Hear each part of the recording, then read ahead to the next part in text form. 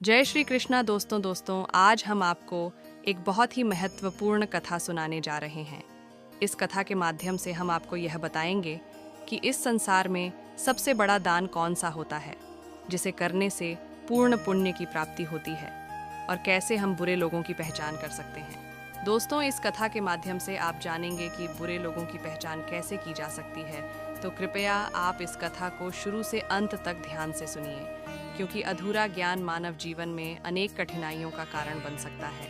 कथा आरंभ करने से पहले यदि आपने हमारे चैनल को अभी तक सब्सक्राइब नहीं किया है तो ज़रूर सब्सक्राइब करें, वीडियो को भी लाइक करें और अपने प्रियजनों के साथ भी शेयर करें। कमेंट बॉक्स में लिखिए जय श्री राधे कृष्ण। दोस्तों, एक बार भगवान श्री हरि विष्णु जी और माता लक्ष्मी जी क्षीर सागर में अपने आसन पर बैठे हुए थे। तब भगवान विष्णु जी ने देखा कि माता लक्ष्मी जी किसी गहन सोच में हैं। माता लक्ष्मी जी को गहन सोच में देखकर भगवान विष्णु जी मुस्कुराते हुए बोले, हे देवी, ऐसा प्रतीत होता है कि आज आप किसी गहन विचार में डूबी हुई हैं। आप निसंकोच होकर अपने प्रश्न पूछिए, हम आपके सभी प्रश्नों का समाधान अवश्य करेंगे।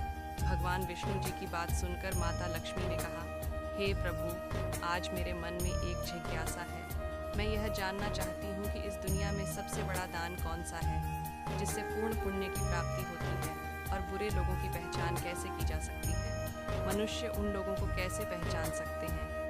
तब भगवान विष्णु जी ने माता लक्ष्मी जी से कहा, हे देवी, आपने सचमुच मानव जाति के कल्याण हेतु अति महत्वपूर्ण प्रश्न पूछे। यह प्रश्न मनुष्य के जीवन में अत्यंत मूल्यवान है, इसलिए मैं आपको आपके इन प्रश्नों के उत्तर एक महत्वपूर्ण कथा के माध्यम से दूंगा। लेकिन आपको इस कथा को शुरू से लेकर अंत तक ध्यानपूर्वक सुनना होगा।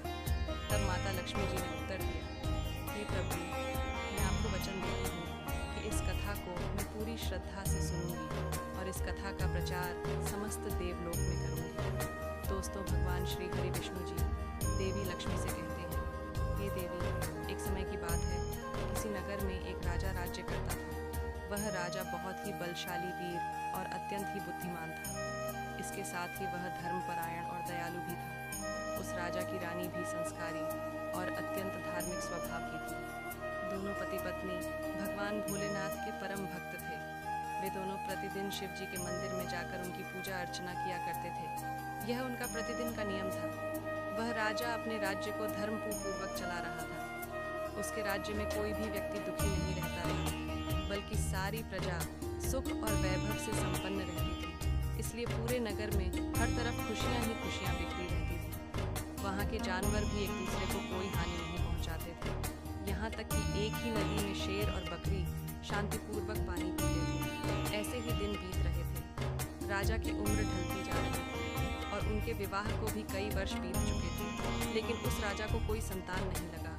राजा उस समय अपनी रानी के साथ भगवान भोलेनाथ की पूजा करने के लिए मंदिर जा रहा था। इसलिए उसने उस स्त्री से कुछ नहीं कहा और सीधे मंदिर पहुंचकर भगवान शिव जी की पूजा अर्चना की। पूजा के बाद राजा अपनी रानी के साथ वापस महल लौट आया।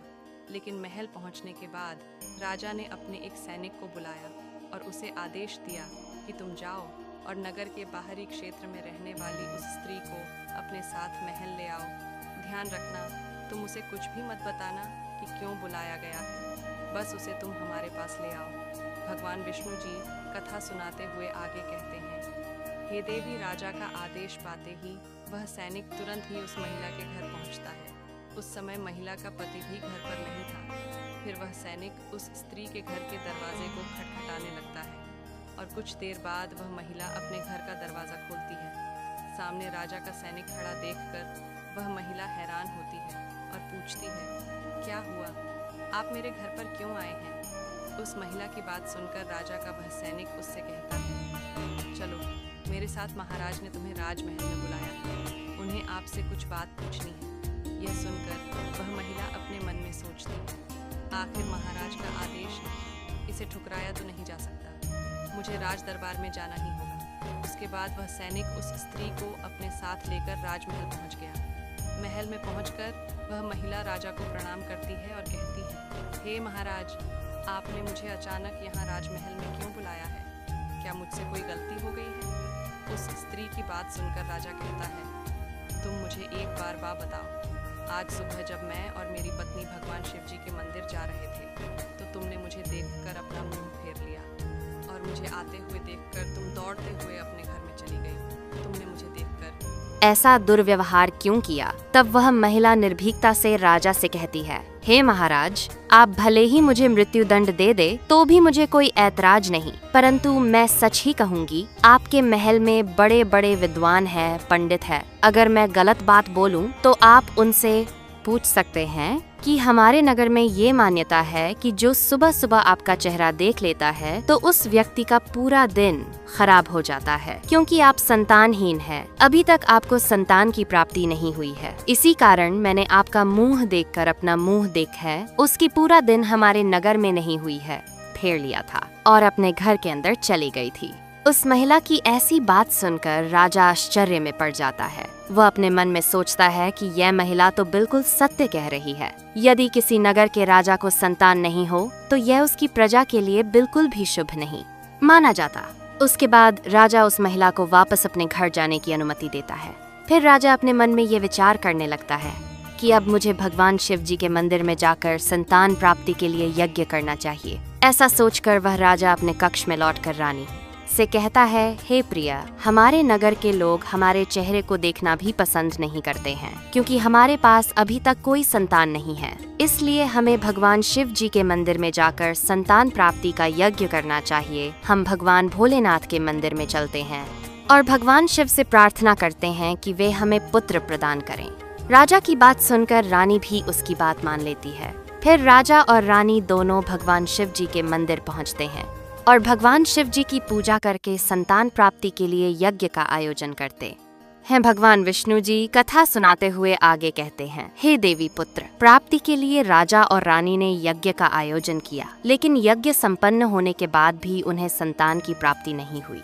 यज्ञ के निष्फल होने से राजा अत्यंत निराश हो गया। यज्ञ का संतान के आयोजन करने वाले पंडित जी भी सोच में पड़ गए। पंडित जी ने मन ही मन सोचा, अब तक जितने भी यज्ञ मैंने किए हैं उनमें से कोई भी यज्ञ आज तक विफल नहीं हुआ है। इसका अर्थ ये है कि शायद इस राजा के भाग्य में ही खोट है और ऐसा प्रतीत होता है कि ईश्वर ने इस राजा के भाग्य में संतान का योग नहीं लिखा है। इसलिए संतान प्राप्ति का यज्ञ करने के बाद भी उसे संतान की प्राप्ति नहीं हुई। राजा हर संभव प्रयास करके थक चुका था और अब वह गहरे निराशा में डूबा रहता था। वह दिन रात संतान की कमी के बारे में सोचता और चिंता में खोया रहता था। एक दिन सिंहासन पर बैठे बैठे राजा को अचानक एक बात याद आती है कि दूसरे नगर के वन में एक महात्मा जी निवास करते हैं, जिनकी ख्याति दूर में शानी की दूर तक फैली है। राजा के मन में विचार आता है कि शायद उन महात्मा के पास मेरे इस कष्ट का कोई समाधान हो। अगर मैं उनके पास जाऊं तो संभवतः वे मुझे पुत्र प्राप्ति का कोई उपाय बता सके।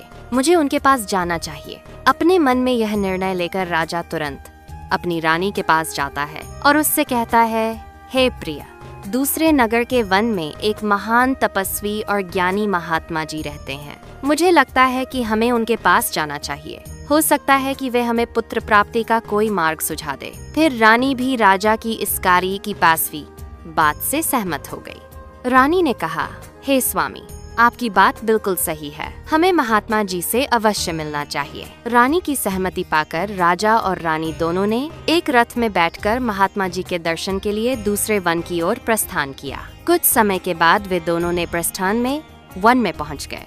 रथ से उतरकर राजा और रानी दोनों जंगल के भीतर जाने लगे। ऊंचे नीचे रास्तों से गुजरते हुए वे महात्मा के आश्रम की ओर बढ़ने लगे। भगवान विष्णु जी कथा सुनाते हुए आगे कहते हैं, हे देवी। फिर राजा और रानी वन के भीतर महात्मा जी की कुट्टी के पास पहुंच जाते हैं। वहां वे देखते हैं कि महात्मा जी एक विशाल वृक्ष के नीचे ध्यान मग्न होकर साधना में लीन हैं। यह दृश्य देखकर राजा और रानी कुछ देर तक खामोशी से खड़े रह जाते हैं ताकि महात्मा जी की साधना में कोई विघ्न ना आए। दोनों हाथ जोड़कर विनम्रता पूर्वक महात्मा जी के सामने खड़े रहते हैं। कुछ समय बाद महात्मा जी अपनी साधना से बाहर आते हैं और अपनी आंखें खोलते हैं। तब वे देखते हैं कि राजा और रानी उनके सामने अपने दोनों हाथों को जोड़कर खड़े हुए हैं। वे महात्मा जी उस राजा को अच्छी तरह से जानते भी थे, इसलिए वे राजा को देखते ही पहचान लेते हैं और राजा से मुस्कुराते हुए कहते हैं, हे राजन, आज आप सामे उनके सामने इनके सामने परी खा ली।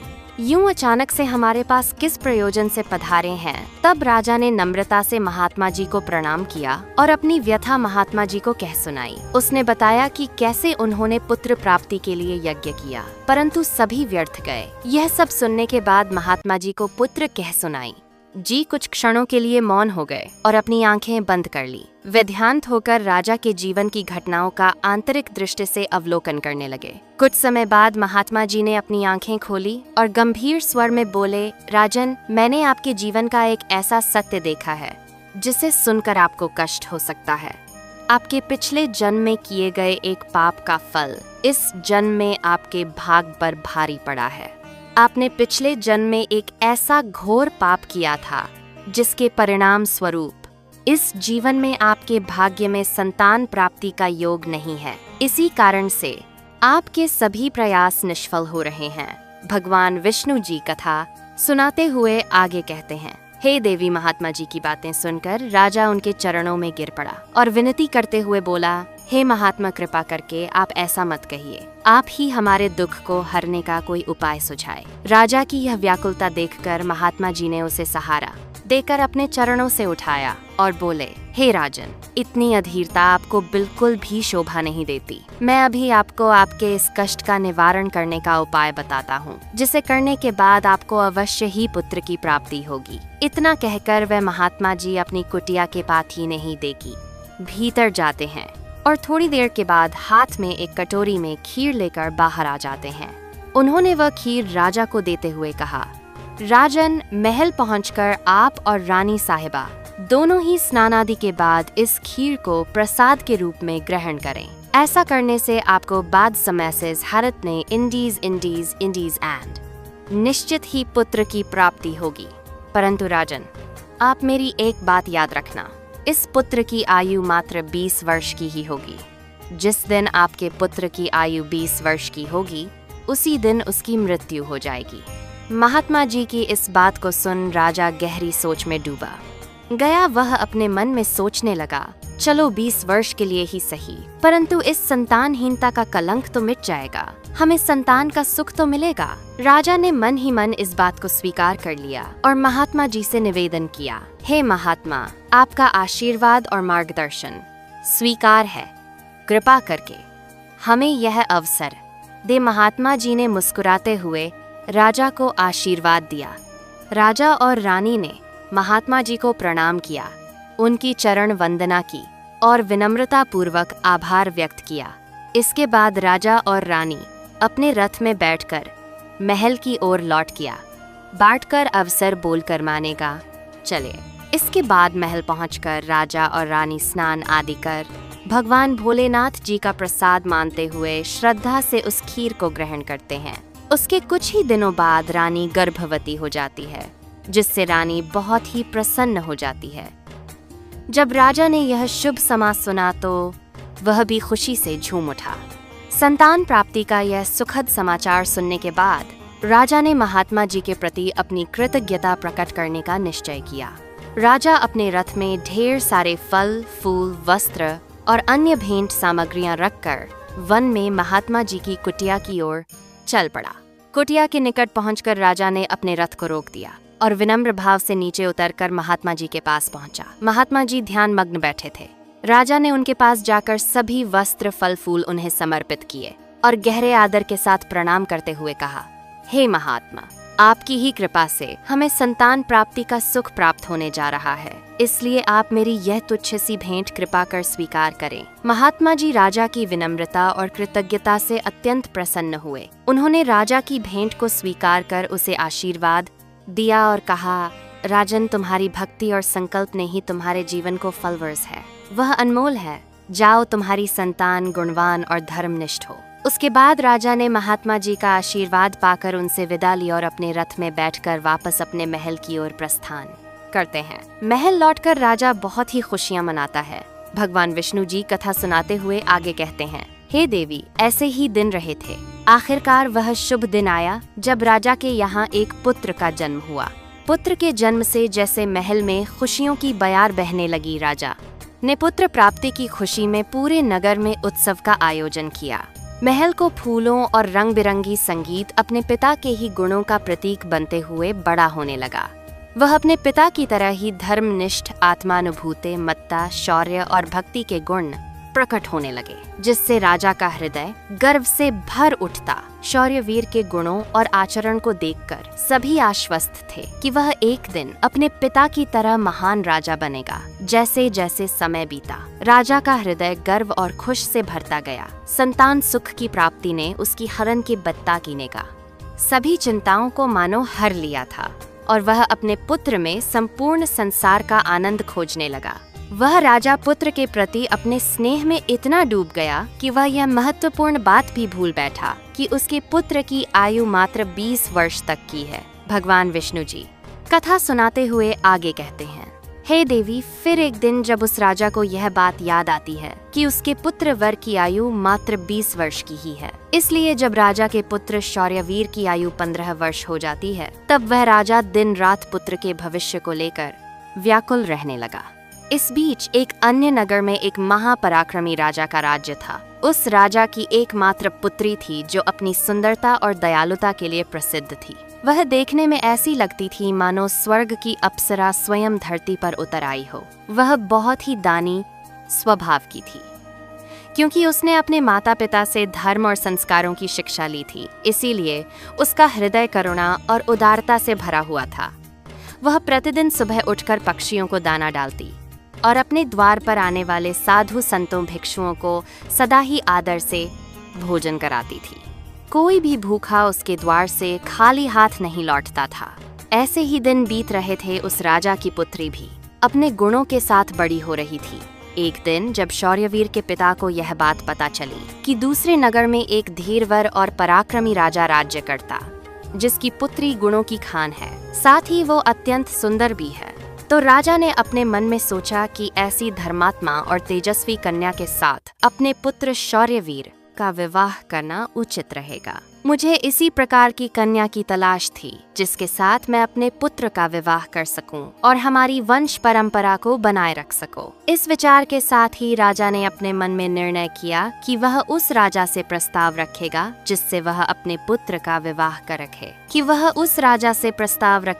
जिससे वह अपने मन में निर्णय किया कि वह उस राजा से पुत्र शौर्यवीर का विवाह उस सुंदर और धार्मिक कन्या के साथ कर सके। भगवान विष्णु जी माता लक्ष्मी से कहते हैं, हे देवी, फिर शौर्यवीर के पिता ने अपने पुत्र के विवाह का प्रस्ताव संदेशवाहक के माध्यम से दूसरे नगर के राजा तक पहुंचाया। जब दूसरे नगर के पुत्र के माध्यम राजा ने यह प्रस्ताव सुना तो उसने अपने मन में विचार किया कि चलो अब मुझे अपनी पुत्री का विवाह कर देना चाहिए। और मैंने सुना है कि इस राजा के पुत्र की आयु मात्र 20 वर्ष ही है। इस राजा का पुत्र बहुत ही योग्य पराक्रमी और धर्मपरायण है। भले ही बहुत ही योग्य पराक्रमी और धर्मपरायण है, उसकी आयु का भविष्य अनिश्चित हो। इसलिए अगर उसके यहाँ कोई पुत्र पैदा हो गया तो उसका वंश आगे बढ़ता रहेगा, जिससे पुत्री भी अपनी संतान के साथ सुखी रहेगी। इन विचारों को मन में संजोए हुए उस राजा ने शौर्यवीर के विवाह प्रस्ताव को सहर्ष स्वीकार कर लिया। फिर कुछ ही दिनों के भीतर शुभ मुहूर्त में शौर्यवीर का उस राजकुमारी के साथ विवाह हो गया। वह राजकुमारी न केवल सुंदर थी बल्कि बहुत ही दयालु स्वभाव की थी। उसने अपने बचपन से ही यह नियम अपनाया था कि जब तक वह किसी भूखे या असहाय प्राणी को भोजन नहीं करवाती तब तक वह स्वयं भोजन ग्रहण नहीं करती। उसके माता पिता ने उसे सेवा और दान की भावना सिखाई थी और उसने उसे अपने जीवन का अटूट हिस्सा बना लिया था। विवाह के पश्चात राजकुमारी का यह नियम उसके ससुराल में भी जारी रहा। हर सुबह वह महल के द्वार पर जाकर जरूरतमंद लोगों को भोजन करवाती और अपने हाथों से उन्हें अन्न दान करती। उसकी यह दया भावना देखकर महल के सभी लोग उसका बहुत सम्मान करने लगे थे। धीरे धीरे ऐसे ही समय गुजर रहा था और हर गुजरते दिन के साथ शौर्यवीर की उम्र भी बढ़ रही थी। राजा और रानी इस बात को लेकर मन ही मन चिंतित रहते कि उनका पुत्र अब अपने जीवन के अंतिम समय की ओर बढ़ रहा है। उन्हें महात्मा की वह भविष्यवाणी हमेशा याद रहती कि शौर्यवीर की आयु केवल 20 वर्ष ही होगी। इस दुखद सत्य को केवल राजा और रानी ही जानते थे। उन्होंने यह बात किसी और को नहीं बताई थी ताकि महल में कोई चिंता का माहौल ना बने। जैसे जैसे शौर्यवीर की आयु 20 वर्ष की ओर बढ़ती जा रही थी, राजा और रानी के दिल की धड़कनें तेज हो जाती। अपने पुत्र के प्रति उनका प्रेम और मोह इतना अधिक स्कान्य था कि वह चाहकर भी इस चिंता से मुक्त नहीं हो पाते थे। भगवान विष्णु जी कथा सुनाते हुए आगे कहते हैं, हे देवी, फिर वह दिन भी आ जाता है जब शौर्यवीर के जीवन के मात्र 3 दिन शेष रह जाते हैं। राजा और रानी का दिल भारी हो जाता है। राजा बार बार अपने मन में सोचने लगा कि अब मैं क्या करूं? मेरा पुत्र 3 दिन बाद मुझसे हमेशा के लिए दूर हो जाएगा। क्या कोई ऐसा उपाय नहीं है जिससे मैं उसे बचा सकूं? रानी भी इस दुख से भरी थी और हर पल अपने पुत्र के जीवन की कल्पना करती रहती। इसलिए उनके पुत्र मोह ने उन्हें बीमार और कमजोर बना दिया था। दोनों इतने दुखी थे कि अब उन्होंने भोजन करना भी छोड़ दिया था, परंतु अपनी पीड़ा को उन्होंने किसी के सामने प्रकट नहीं किया। वे नहीं चाहते थे कि महल के लोग उनके पुत्र की मृत्यु की बात सुनकर दुखी हो और चिंता में पड़ जाए। फिर वह आखिरी दिन भी आ पहुंचा, जिस दिन शौर्यवीर की आयु पूरी होनी थी, उसकी मृत्यु होनी थी। फिर उस दिन जैसे ही सुबह हुई, राजा और रानी अपनी चिंता और दुख से व्याकुल होकर भगवान भोलेनाथ के मंदिर में बैठकर उनकी पूजा अर्चना में लग गए। वे दोनों भगवान भोलेनाथ से प्रार्थना करते हुए कहने लगे, हे प्रभु, आप कृपा करके हमें पुत्र की मृत्यु होने के दुख को सहन करने की शक्ति दीजिए। हम जानते हैं कि जो भी किसी के भाग्य में लिखा होता है उसे कोई बदल नहीं सकता, वह होकर ही रहता है। परंतु हमारे लिए ये है प्रार्थना पारस में समी के नामे।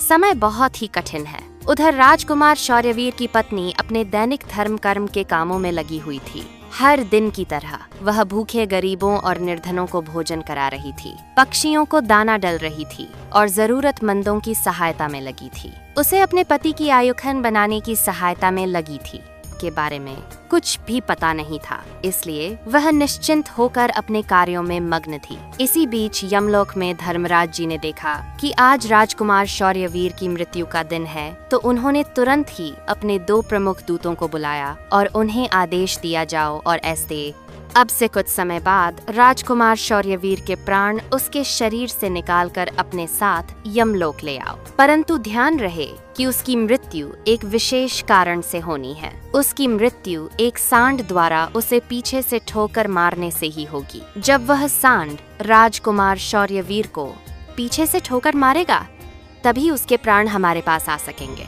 इसके लिए तुम दोनों एक सांड के पास जाकर उसे राजकुमार शौर्यवीर की मृत्यु के लिए प्रेरित करो।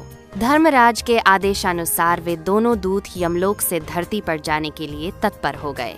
भगवान विष्णु जी माता लक्ष्मी से कहते हैं, हे देवी, वे दोनों यमदूत राजकुमार शौर्यवीर के प्राण लेने के लिए आकाश मार्ग से होते हुए पृथ्वी लोक पहुंच जाते हैं। दूसरी ओर धर्मराज की माया के प्रभाव से एक सांड ने अपने मन में सोचा कि आज मुझे राजमहल के सुंदर बगीचे में प्रवेश करना चाहिए और वहां घूमना चाहिए। मुझे देखना चाहिए कि राजमहल का बगीचा कैसा है। फिर बिना किसी रुकावट के वह सांड धीरे धीरे चलते हुए महल के बगीचे में जा पहुंचा। संयोग से यह वही बगीचा था जहां राजकुमार शौर्यवीर प्रतिदिन टहलने के लिए आते थे। धर्मराज की माया से प्रेरित वह सांड जैसे ही बगीचे में प्रवेश करता है, तो वहां जाकर वह घास चरने और इधर उधर घूमने लगता है।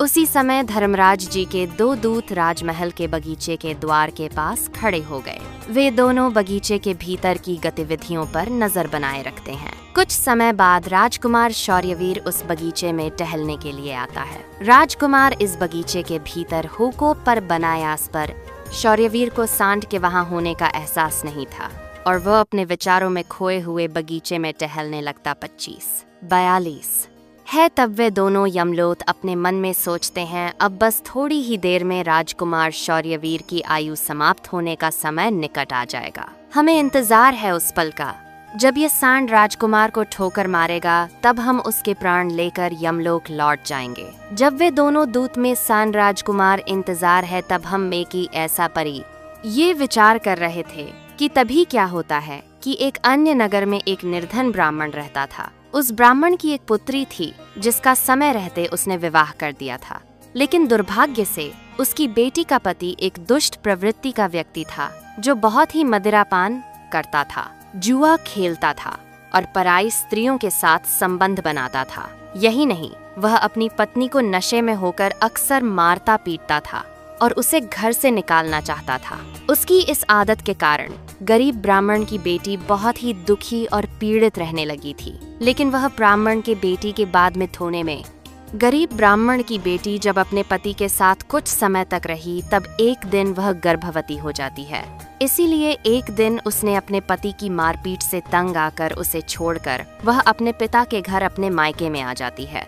वह आंसुओं से भरी आंखों के साथ अपने पिता से कहती है, पिताजी, आज के बाद मैं अपने पति के साथ नहीं रह सकती, क्योंकि वह मुझे रोज मारता पीटता है और बुरी तरह से अपमानित करता है और मैं उसके इस व्यवहार से तंग आकर उसको छोड़कर मायके चली आई हूँ। मुझे क्षमा कर दीजिए, पर अब मैं अपने मायके में ही रहना चाहती हूँ। उसका पिता अब बहुत ही वृद्ध हो चुका था और अब उसकी कमाई का कोई ठोस साधन नहीं था, जिसके कारण उसे प्रतिदिन नगर के विभिन्न घरों में जाकर भिक्षा मांगनी पड़ती थी, ताकि वह किसी प्रकार अपने और अपने परिवार का पेट भर सके। भगवान विष्णु जी कथा सुनाते हुए आगे कहते हैं, हे देवी, जब उसकी बेटी का गर्भकाल पूरा हुआ तो उसने एक सुंदर पुत्र को जन्म दिया। लेकिन जन्म देने के बाद उसे बहुत तेज भूख लगने लगी। उसे भोजन की आवश्यकता थी। प्रसव के बाद भूख कई गुना बढ़ जाती है, इसलिए वह अपने पिता से भोजन मांगने लगी। दुर्भाग्यवश उसके पिता सुबह से ही भिक्षा के लिए नगर नगर गए हुए थे, परंतु रोज रोज भिक्षा मांगने के कारण उस दिन किसी ने उसे भिक्षा नहीं दी थी। भगवान विष्णु जी कथा सुनाते हुए आगे कहते हैं, हे देवी, गरीबी किसी भी मनुष्य के लिए एक सबसे बड़ा अभिशाप है और यह उसके आत्मसम्मान और अस्तित्व के लिए अत्यंत पीड़ादायक होती है। उधर उस गरीब ब्राह्मण को किसी ने भी भोजन नहीं दिया, इसलिए वह खाली हाथ ही घर वापस लौट आता है। इधर उसकी पुत्री भूख से बहुत ही व्याकुल हो रही थी जब वृद्ध ने जब वो में ब्राह्मण निराश होकर खाली हाथ घर लौटा और उसकी बेटी ने उसे बिना भोजन के आते देखा तो वह दुखी होकर रोते हुए अपने पिता से बोली, पिताजी, अब मुझसे भूख सहन नहीं होती। पूरे 3 दिन बीत चुके हैं और मैंने भोजन का एक भी कण नहीं खाया है। अब तो ऐसा लगता है कि भूख के कारण मेरे प्राण ही निकल जाएंगे। लेकिन अगर आपको कुछ भिक्षा में मिला हो तो मुझे खाने को दे दीजिए, नहीं तो मेरे प्राण निकल जाएंगे। तब उसका वृद्ध पिता अपनी बेटी को सांत्वना देते हुए कहता है, पुत्री, मैं कुछ ही देर में लौटूंगा। मैं अब दूसरे इनकाज़ाद तान नहीं नगर में जाऊंगा और वहां के राजा के महल के द्वार पर जाकर भिक्षा मांगूंगा। अगर वहां से मुझे कुछ भी मिल जाता है तो तुरंत तुम्हारे लिए लेकर आऊंगा अपनी बेटी से। यह कहकर वृद्ध ब्राह्मण वहां से निकल पड़ा। इधर राजकुमार शौर्यवीर की पत्नी, जो कि रोजाना कोल की नगर में गरीबों को भोजन करवाती थी, उस दिन उस नगर के राजा और रानी दोनों अत्यधिक बीमार पड़ गए थे, क्योंकि पुत्र मोह के कारण वे बहुत ही चिंतित थे और शौर्यवीर की पत्नी उनके कक्ष में थी। इसलिए आज उसने गरीबों को भोजन नहीं करवाया था, परंतु उसने अपने पति के भोजन के उन्हों के राजा और रानी सरादोने और उनता गेरवारा लिए भोजन बनाया था और भोजन की थाल सजाकर रख दी थी कि जब उसका पति बगीचे से लौटेगा तो वो उसे भोजन कराएगी, क्योंकि उसका पति अपने माता पिता के पास बैठ बैठकर उनकी सेवा करके अपने बगीचे में घूमने के लिए गया हुआ था। भगवान विष्णु जी कथा सुनाते हुए आगे कहते हैं, हे देवी, इधर वह वृद्ध ब्राह्मण राज महल के द्वार पर पहुंच जाता है। जब राजकुमार की पत्नी ने उसे देखा तो उसके मन में उस वृद्ध ब्राह्मण के प्रति दया उमड़ आई। उसके बाद वह वृद्ध ब्राह्मण उस राजकुमार की पत्नी की तरफ देखकर विनम्रता से उससे कहता है, हे पुत्री, यदि मुझे इसमें से कुछ भोजन मिल जाए तो तुम्हारा बड़ा ही उपकार होगा। राजकुमार की पत्नी को उस ब्राह्मण की बात सुनकर उस पर बहुत दया आई। उसने सोचा, ये तो कोई गरीब ब्राह्मण है जो भूखा है और मुझसे कुछ भोजन मांग रहा है। ये तुम्हारा ब्राह्मण की हाजानाकार है। सोचकर राजकुमारी की पत्नी उसे भोजन देने के लिए तैयार हो गई। लेकिन अचानक वह अपने मन में सोचने लगती है कि यह भोजन तो मैंने अपने पति के लिए बनाया है। अगर मैं इसे यह भोज न दे दूंगी तो मेरे पति क्या खाएंगे। लेकिन अगले ही पल उसने सोचा, मेरे पति तो अब भी बगीचे में घूमने के लिए गए हुए हैं, तब तक मैं यह भोजन इस गरीब ब्राह्मण को दे देती हूँ और जब मेरे पति वापस आएंगे तो मैं उनके लिए नया भोजन बना दूंगी। ये भूखे ब्राह्मण की सहायता करना अधिक आवश्यक है। अपने मन में यह सोचकर राजकुमार की पत्नी ने अपने पति के लिए बनाया हुआ भोजन उस भूखे ब्राह्मण को दे दिया। उसके बाद वह ब्राह्मण भोजन की थाली लेकर जल्दी जल्दी अपने नगर की ओर रवाना हो गया और वह भोजन लेकर अपने घर आ गया। उसकी पुत्री 3 दिनों से भूखी थी। उसने 3 दिनों से कुछ भी नहीं खाया था और उसके चेहरे पर भूख की पीड़ा साफ झलक रही थी। उधर राजकुमार शौर्यवीर, जो बगीचे में टहलने गया था, अपने कक्ष की ओर वापस लौट रहा था। बगीचे के बाहर खड़े यमदूत राजकुमार के प्राण लेने के लिए तैयार थे और एक सांड भी धर्मराज की माया से प्रेरित होकर वही घूम रहा था। वे दोनों यमदूत मन में सोच रहे थे कि बस अब कुछ ही पल बाकी है और जैसे ही सांड राजकुमार को पीछे से ठोकर मारेगा, हम राजकुमार के प्राण हर लेंगे और यमलोक लौट जाएंगे। भगवान विष्णु जी माता लक्ष्मी से कहते हैं, हे देवी। इधर वह वृद्ध ब्राह्मण अपने घर पहुंचा और उसने तुरंत अपनी भूखी बेटी को वह भोजन दे दिया। तब उसकी बेटी उससे कहने लगी, पिताजी, यह भोजन आप कहाँ से लाए हैं? तब वृद्ध ब्राह्मण ने उत्तर देते हुए कहा, पुत्री, यह भोजन मुझे दूसरे नगर की महारानी ने दिया है। उस नगर के राजा की पुत्र वधू बहुत ही दयालु और उदार हृदय की है। उसने मुझ पर दया करके मुझे यह स्वादिष्ट भोजन दिया है। उस भोजन को देखकर उस वृद्ध ब्राह्मण की बेटी की आत्मा से आशीर्वाद निकलने लगा।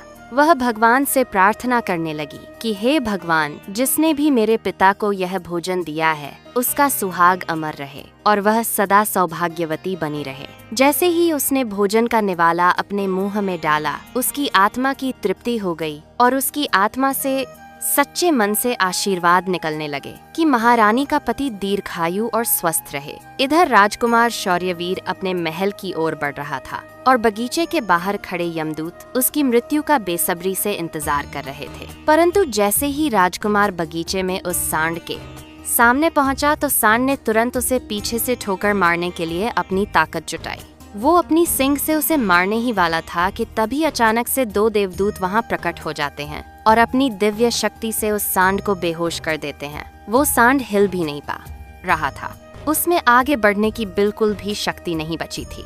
इस पर वो सांड अपने मन में सोचने लगा कि ये मुझे क्या हो गया? अभी तो मैं इस राजकुमार को पीछे से ठोकर मारने आया था और अब मैं खुद ही चलने में असमर्थ हूँ।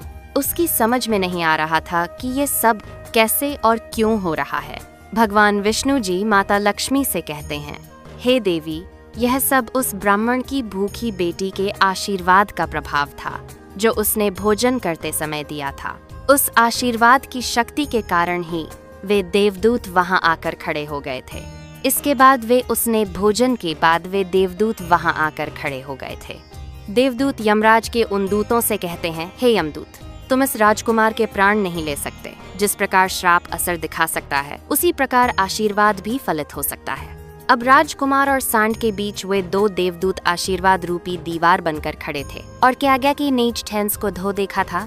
राजकुमारी का दान मृत्यु के समय को आगे नहीं बढ़ने दे रहा था। फिर वे यमदूत उन देवदूतों से कहते हैं, हे देवदूत, तो तुम सभी यहाँ से लौट जाओ और हमें हमारा काम करने दो, क्योंकि हमारा उद्देश्य है इस राजकुमार के प्राण लेकर यमलोक लौट जाना। तब देवदूतों ने दृढ़ता से उत्तर दिया, नहीं यमदूतों, ऐसा कभी नहीं हो सकता। हमारे रहते यह असंभव है, क्योंकि हमें स्वयं भगवान शिव जी ने यहाँ भेजा है। दोनों पक्षों के बीच बहस छिड़ गई और फिर ये बहस धीरे धीरे एक युद्ध में बदल गई। देवदूतों की अद्वितीय शक्ति के सामने यमदूत असहाय हो गए और हार मानकर वापस यमलोक लौट गए। यमलोक में पहुंचकर यमदूतों ने यमराज जी से कहा, हे महाराज, हम उस राजकुमार के प्राण नहीं ले पाए। तब यमराज जी अपने उन दूतों से कहते हैं, ये कैसी विडंबना है, तुम लोग खाली हाथ क्यों वापस लौट आए? यमराज जी की बात सुनकर यमदूत यमराज जी से कहते हैं, हे महाराज, हम उस राजकुमार के प्राणों को लेने के लिए गए थे, लेकिन अचानक से पता नहीं 2 देवदूत हमारे सामने आकर खड़े हो गए और उन दोनों के सामने हमारी कोई भी शक्ति काम नहीं कर पाई। यमराज ये है गेन आराज सुनकर सोच में पड़ गए और बोले, ऐसी कौन सी बड़ी शक्ति है जो उस राजकुमार की मृत्यु के मार्ग में बाधा बन रही है? फिर वे यमदूत यमराज जी से कहते हैं, हे महाराज, एक तो उसके दान की शक्ति और आशीर्वाद की शक्ति, जिसने देवदूतों को और भी शक्तिशाली बना दिया। है। तब यमराज जी अपने दूतों से कहते हैं, लगता है यह कार्य तुमसे नहीं हो पाएगा, तुम लोग रहने दो। मुझे स्वयं पृथ्वी लोक पर जाकर उस राजकुमार के प्राण लेने होंगे। भगवान विष्णु जी कथा सुनाते हुए आगे कहते हैं, हे देवी, फिर अपने दूतों से इतना कहकर यमराज के पास जी स्वयं पृथ्वी लोक पर पहुंच जाते हैं और उस राजा के महल के बगीचे में प्रकट हुए। वहां उन देवदूतों से यमराज जी कहते हैं, हे देवदूतों, क्या तुम लोग नहीं जानते कि विधि का विधान अटल है? जब किसी की आयु पूरी हो जाती है तो उसे यमलोक जाना ही होता है, और इस राजकुमार की भी आयु अब पूर्ण हो चुकी है, इसीलिए मैं इसके प्राण लेने आया हूँ। तब देवदूतों ने यमराज से कहा, हे प्रभु, आप हमें बताइए कि ब्रह्मा जी और विष्णु जी तक को भी श्राप का प्रभाव सहना पड़ा था। यदि श्राप का मान रखा जा सकता है तो क्या आशीर्वाद का मान नहीं रखा जा सकता? इस राजकुमार को भूखे को भोजन देने का आशीर्वाद प्राप्त है। उन देवदूतों की बात सुनकर यमराज जी उन देवदूतों से कहते हैं, आप लोग सत्य कह रहे हैं, परंतु अब मुझे क्या करना होगा? तब वे देवदूत यमराज जी से कहते हैं, हे प्रभु, आप इस राजकुमार की आयु 100 वर्ष कर दीजिए, इसके बाद ही आप इस राजकुमार के प्राण लेने के लिए पधार सकते हैं।